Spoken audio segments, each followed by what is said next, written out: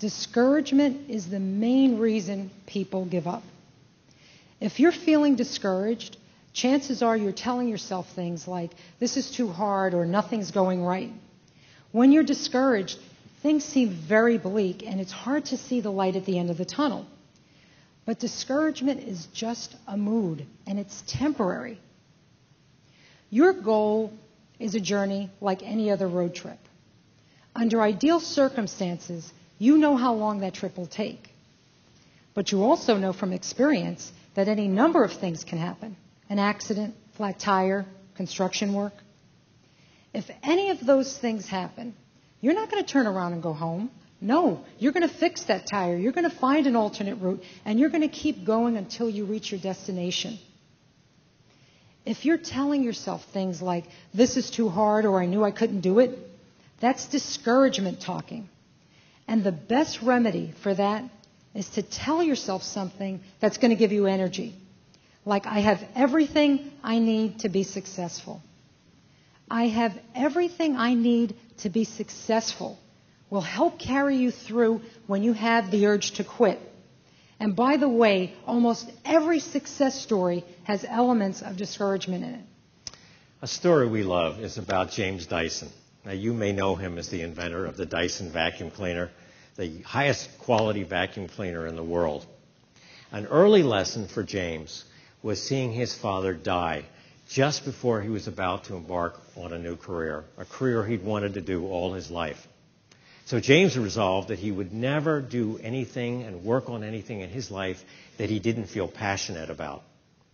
Now, James had a natural bent for mechanical things, and he developed a revolutionary concept for a vacuum cleaner, one that would never clog and would never lose suction. Over the course of 3 years, he developed over 5,000 prototypes of this vacuum cleaner. But during the course of those 3 years, he went through all his savings. So he needed to figure out a way around this, and his logical thought was, well, I need to license this product. So he went to a litany of manufacturers, companies like Black & Decker, Electrolux, and ShopVac. And they all gave him the same negative response. They all said no. Well, it wasn't until later that James figured out that they were probably telling him no because these companies made a lot of money selling vacuum cleaner bags. And the Dyson vacuum cleaner didn't use bags. But James was not deterred. He was not deterred. He knew he had to find a way. He had to be creative. And in his case, it meant thinking beyond the bounds of the UK, where he was from. So he approached some Japanese companies. And one of those Japanese companies agreed to license his product and market it in Japan, where it became successful. He then leveraged this success in Japan and introduced his vacuum cleaner into the U.S. in 2002. And it's become very successful. It now has over 20% of the U.S. vacuum cleaner market.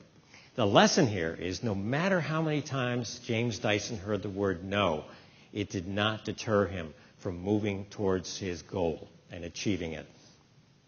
R.H. Macy was unsuccessful 7 times in retail before his store in New York became famous.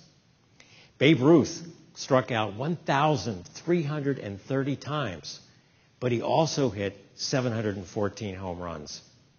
Whenever you get discouraged, know that you're in good company.